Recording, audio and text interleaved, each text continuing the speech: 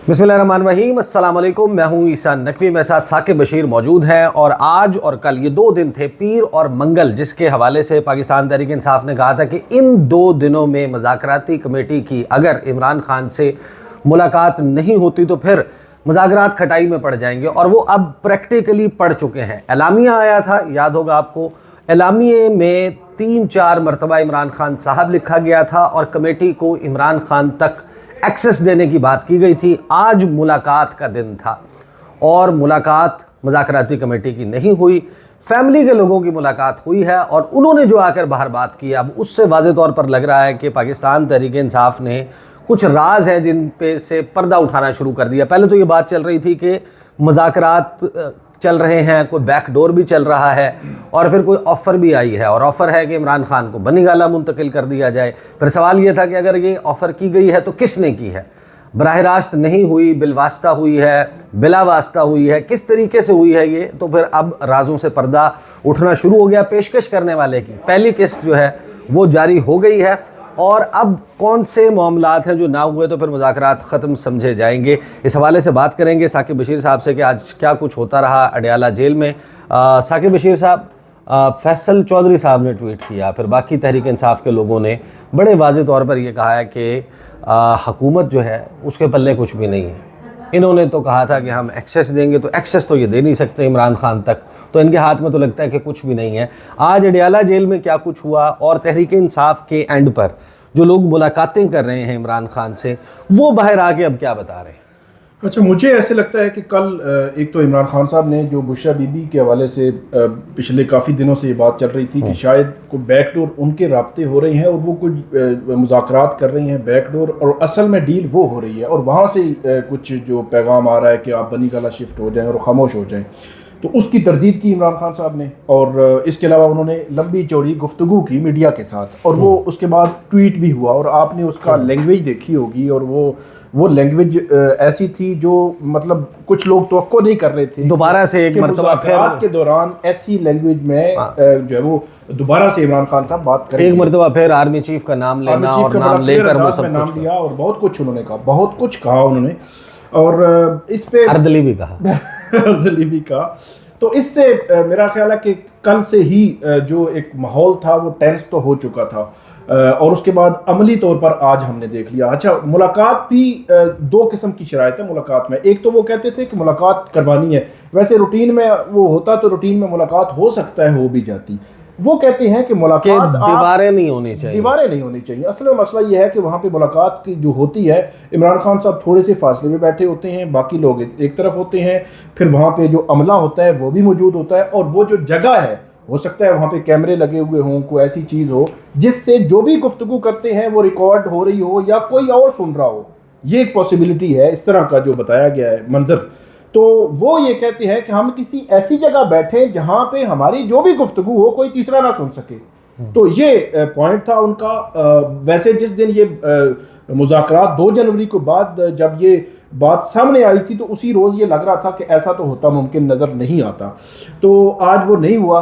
और उसके बाद अब मेरा ख्याल है कि डेडलॉक तो है, या हुकूमत जो है वो अब इस पोजीशन में नहीं है, या वो इमरान खान साहब कहते थे कि मैंने उनसे बात करनी है जिनके पास एक्चुअल इख्तियार है, ताकत है, उनसे बात करनी है।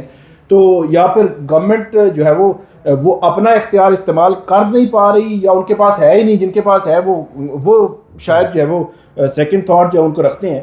तो ये मामला जो है वो अब मुझे ऐसे लगता है कि हो सकता है उसमें कोई डेडलॉक आए।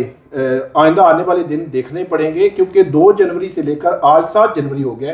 कल मंडे था, आज ट्यूसडे था, जो फ्राइडे, सैटरडे और संडे वो 3 दिन भी गुजर गए, तो मजमूई तौर पर 5 दिन गुजर चुके हैं और नई तारीख भी नहीं आई कि कब जो है वो दोबारा बैठक होनी है। और फैसले की नई तारीख आ गई है, फैसले की नई तारीख आ गई है, फैसले की कोई नहीं खैर है, वो तो दोबारा से हो सकता है आगे हो जाए, ट्वीट आ जाए 2 दिन पहले, क्या पता चलता है। आजकल तो अदालती निज़ाम इसी तरह ही चल रहा है। बल्कि पीटीआई ने आज जो प्रेस कॉन्फ्रेंस थी उसमें बड़े सीरियस नोयत के इल्ज़ामात लगाए हैं, और वो किन पर लगाए हैं? वो इस्लामाबाद हाई कोर्ट पर लगाए हैं, वो सेशन कोर्ट पर लगाए हैं और स्पेशल कोर्ट्स पर लगाए हैं।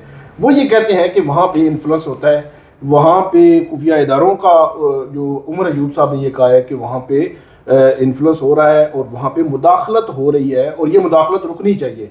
तो और ये वही मुदाखलत है जिसका जो जजेस हैं इस्लामाबाद हाई कोर्ट जिक्र कर चुके हैं, उन्होंने खत लिखा जी, खत लिखा, और वो आज तक भुगत रहे हैं, 1 बाय 1 भुगत रहे हैं। उनको किसी की डिग्री जाली निकल आई, किसी को कमीशन से अलग कर, जस्टिस कियानी को कमीशन से अलग कर दिया गया। अब जस्टिस कियानी के नाम पर जो कांटा इस तरह लगाया जा रहा है कि उनको चीफ जस्टिस अगला बनाने से रुकने की पूरी तैयारी हो रही है।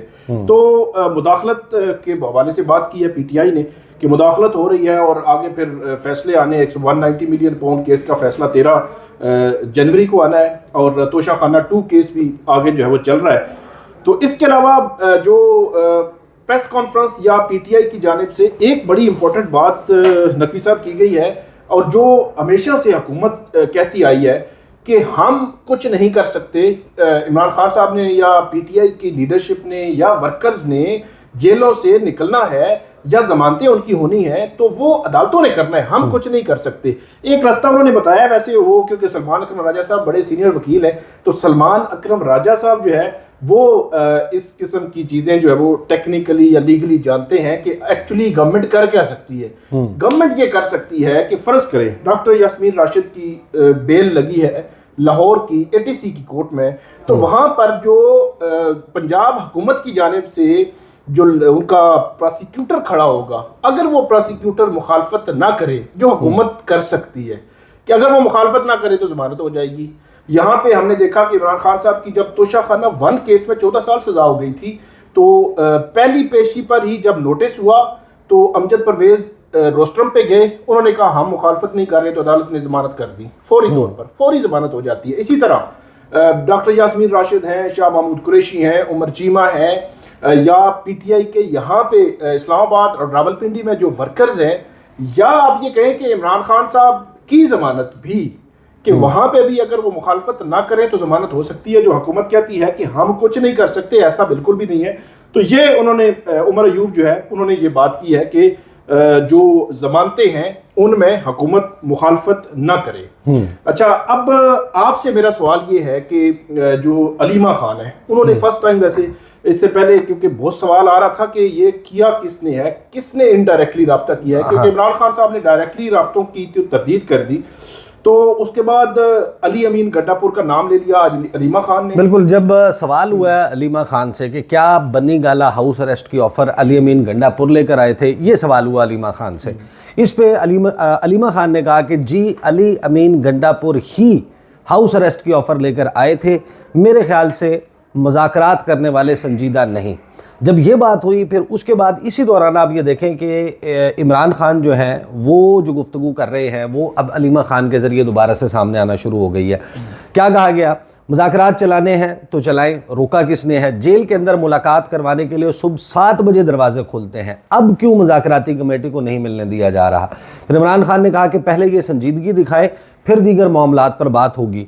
साथ ही अलीमा खान ने यह कहा कि हमारा भाई 1.5 साल से जेल में है, डील करना होती तो कर चुके होते, पहले दिन से डील की ऑफ़र्स आ रही हैं लेकिन बराह रास्त किसी ने रब्ता नहीं किया, 1.5 साल से जेल में रखकर अब क्या हाउस अरेस्ट रखेंगे। इमरान खान 2 साल से कह रहे हैं 9 मई पर जुडिशल कमीशन बनाएं, नून लीग के अपने लोग कह रहे हैं जो ऑर्डर आएगा वही करेंगे। जमहूरियत के अंदर कमीशन ही बनते हैं, बोल बोल कर थक गए, जुडिशल कमीशन बनाएं, कैदियों को रिहा करें। तो ये बड़ा ही क्लियर जो है वो मैसेज एक तो आ रहा है। दूसरा जो लैंग्वेज जिस किस्म की इस्तेमाल हुई है वो बड़ा हैरान कुन है। इमरान खान ने कहा, अब अलीमा खान ने कहा कि इमरान खान ने कहा है कि दुश्मन हो लेकिन कमीना ना हो। इमरान खान मांगते हैं बच्चों से बात कराएं, डॉक्टर से चेक करवाया जाए, किताबें पहुंचाएं, इन तीनों चीज़ों पर ये जो है वो काम नहीं किया जाता, ये कहा। फिर उस साथ ही ये कहा कि जो ये इस सारी गुफ्तगू में ना साथ में फिर पाकिस्तान तहरीक इंसाफ ने कुछ जो प्रेस कॉन्फ्रेंस की है, उस प्रेस कॉन्फ्रेंस में बड़ा हैरान कुन था कि आज उमर अयूब साहब ने एक मरतबा फिर जो है वो माफ़ी वाली बात की कि इमरान खान जो है उन्होंने सबको माफ़ करने का ऐलान किया है। इमरान खान ने कहा है कि मैंने पाकिस्तान के लिए सबको माफ़ कर दिया, और गवाह बनाकर उन्होंने जनाब ये दावा किया कि इसमें कोई वो दूसरी बात नहीं है कि ये जो लोगों के जहन में मौजूद है कि इमरान खान अगर बाहर आ जाएंगे तो फिर कोई बदले का सीज़न शुरू हो जाएगा, किस किस्म का कोई एक नया सिलसिला शुरू हो जाएगा। फिर एक जो बात जिसके ऊपर मामला फंसा हुआ था वो था कि तहरीक इंसाफ हुकूमत कह रही थी कि लिख के दे, आप हमें लिख कर दें, और तहरीक इंसाफ फंसा हुआ है। नहीं, उसमें अब एक पेशरफ्त हो गई है। अच्छा, मेरी इतला ये है कि पेशरफ्त हो गई है। पहले ये मामला था हुकूमत का, जिससे ये तहरीक इंसाफ के लोगों को लगता था कि एक कागज़ होगा, उस कागज़ पे डिमांड्स लिखी होंगी, डिमांड्स के नीचे इमरान खान के नॉमिनेटेड लोगों के सिग्नेचर्स मौजूद होंगे। फिर हुकूमत एक प्रेस कॉन्फ्रेंस करेगी और उस प्रेस कॉन्फ्रेंस में उस कागज़ को लहराया जाएगा और कहा जाएगा कि ये देखो जी, ये हमसे NRO मांग रहे हैं। दूसरी तरफ आप हैरान हो कि हुकूमत, उसके अहम तरीन वज़रा बैठ कर ये कहते हैं कि जो जेल में बैठा हुआ बंदा है वो हमें गारंटी दे के 2029 तक आप हमें नहीं छेड़ेंगे। लेकिन अब ये हुआ है कि तहरीक इंसाफ ने हुकूमत के लोगों को कहा है कि अगर आप इन राइटिंग चाहते हैं, आप हमारी इमरान खान से मुलाकात होने दें, इमरान खान से मुलाकात के बाद हम आपको लिख कर दे देंगे जो हमारे मुतालबात हैं।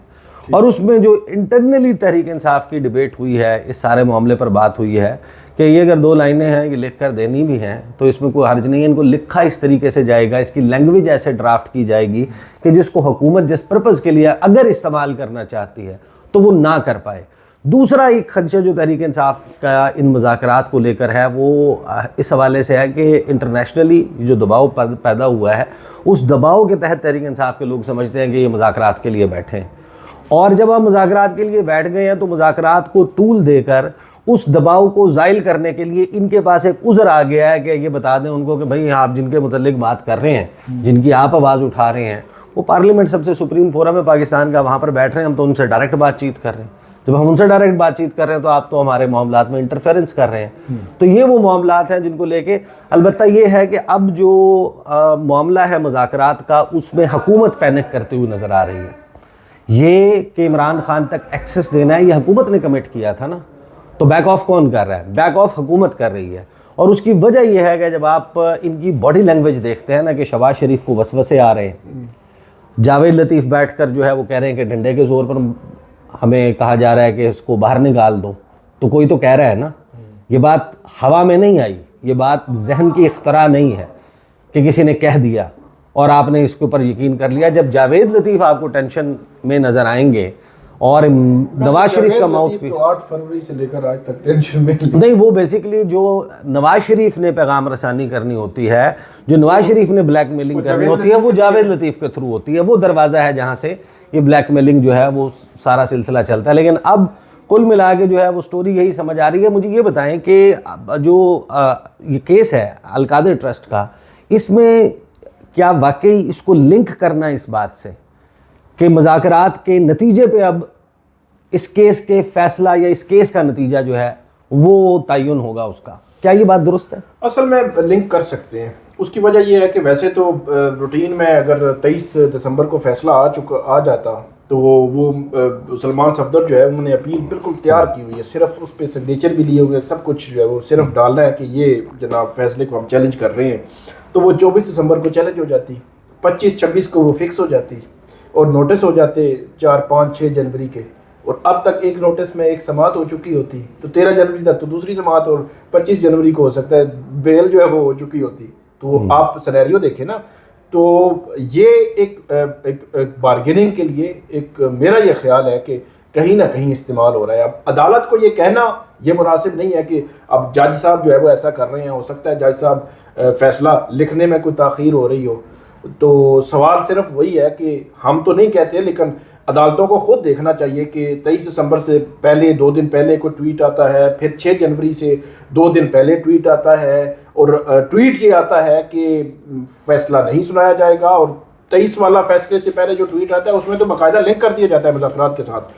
तो इस सिनेरियो को अदालतों को खुद देखना चाहिए कि ये जो बहस मुबासे शुरू हो चुके हैं, जब अदालत ने 18 दिसंबर को खुद कहा था कि 23 दिसंबर को फैसला सुनाएंगे, आप देखें 19, 20, 21, 22 4 दिन थे, 4 दिनों में उन्होंने फैसला, जज साहब को आइडिया होगा ना कि 4 दिनों में फैसला लिख लेंगे, तो इसलिए 23 की तारीख दी थी। तो फिर 6 जनवरी आ गया, फिर 13 जनवरी आ गया, तो फिर इस किस्म की 2 पैराग्राफ ही जारी करने थे ना, शॉर्ट ऑर्डर जारी कर देते। नहीं, एक और भी सिनेरियो है, 18 दिसंबर को कहते हैं कि अभी हम फैसले की तारीख नहीं दे रहे, और बेशक 2 दिनों के बाद बताते जी 20 जनवरी को फैसला सुनाया जाएगा, तो कोई बहस मुबासा ना होता, कोई सवाल ना उठता, कोई चीज़ ही ना होती, रूटीन की एक बात होती कि ठीक है जी 20 जनवरी को फैसला सुनाया जाएगा, लेकिन जो सिनेरियो बना है, जो सिचुएशन बनी है, इस सिचुएशन की वजह से बहुत ज़्यादा सवालात उठे हैं और अदालतों को मेरा ख्याल में देखना चाहिए। और फिर अगर इस किस्म की सिचुएशन बन जाए कि बहुत बड़े पैमाने के एक मतलब बहस मुबासा शुरू हो गया और ख़ास तौर पर जो आम जनरल पब्लिक है उसका इन अदालतों पर जो एतमाद है वो बरकरार रहना चाहिए। अगर इस किस्म की सिचुएशन हो जी बाहर क्या चल रहा है और उसका असर हमें अंदर नजर आ रहा है, बाहर क्या चल रहा है अंदर असर नजर आ रहा है, तो फिर लोगों का एतमाद जो है उसको ठेस पहुंचती है, अदालतों का वकार जो है उसको ठेस पहुंचती है। उसको बरकरार रखने के लिए अगर ऐसी सिचुएशन बन गई थी तो मैं ये समझता हूं कि 6 जनवरी को अदालत को चाहिए था कि शॉर्ट ऑर्डर हम अनाउंस कर रहे हैं और जो तफसीली फैसला है वो 2-4 दिन जिससे अंदाज़ा ये होता है कि लामहला ये मामला जो है वो जुड़ा हुआ है कि मुज़ाकरात का जो नतीजा होगा उसके मुताबिक ही केस का नतीजा है वो भी सामने आएगा। लेकिन एक बात जिसको तकरीबन तमाम लोग जो इसके ऊपर तबसरा करने वाले हैं, जिनके पास कुछ इन्फॉर्मेशन मौजूद है, वो इन्फॉर्मेशन के बेसिस के ऊपर तबसरा कर रहे हैं। कुछ लोग हैं जिनके जो बराह रास्त खबर दे रहे हैं। ये सबको मालूम है कि डिसाइसिव फेज़ यही है, फैसला कुन मरहला यही है। और ये जनवरी का महीना है, इसमें जो इंटरनेशनली मामलात हो रहे हैं, आप देखें कि ये हुकूमतें जाने का सीज़न है। और इसके ऊपर मैं ज़रा तफसील से बात करूँगा असदुल्ला खान साहब के साथ भी कि हमारे पूरे रीजन में और पूरी दुनिया में जो गुज़श्ता साल हमने देखा, साल 2024 वो इलेक्शंस का साल था, हुकूमतें बनने का साल था। टुवर्ड्स द एंड एक हुकूमत गई जो हसीना वाजिद की थी, फिर बशारुल असद वाला मामला हुआ। अब तो जो है वो एक फुलझड़ी चल रही है, जर्मनी से लेकर फ्रांस तक, कनाडा तक, बरतानिया के पीछे वो सारे मामला चल गए हैं। तो ये एक अजीब गरीब किस्म की वेव है, एक अजीब गरीब किस्म का फेज़ है। और इसमें यह महीना अमेरिका में जो तब्दीली हो जाएगी, जो वकू पजीर तो हो चुकी थी लेकिन उसने एक्चुअलाइज होना है 20 जनवरी ऑनवर्ड, इसके साथ बहुत सारे मामलात लिंक्ड हैं। और 31 जनवरी की डेडलाइन, इसको आप हल्का ना लें, 31 जनवरी की डेडलाइन में जो राज पिन्हा है वो इसी इंटरनेशनल सिनेरियो से जुड़ा हुआ है और फिर उसी के नताइज आपको आते हुए नजर आएंगे। अब तक के लिए इतना ही। मुझे और साकिब बशीर को इजाज़त दीजिए। अल्लाह हाफिज़।